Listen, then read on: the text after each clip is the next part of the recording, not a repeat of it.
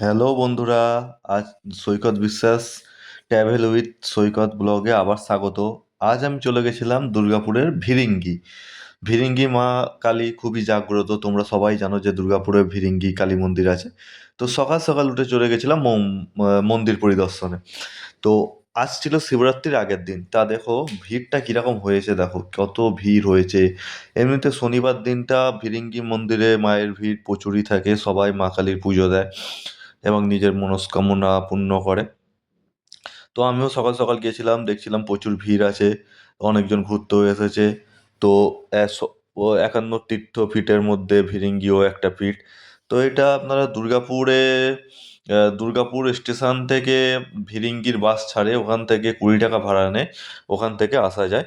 তো ওখানে আমি ছিলাম, ওখানে হোটেলও পাওয়া যায়, এনাদেরও নিজস্ব হোটেল আছে বা থাকার জায়গা রয়েছে। রুম আপনারা 600, 700, 800, 1000 যেরকম খুঁজবেন সেরকম পেয়ে যাবেন।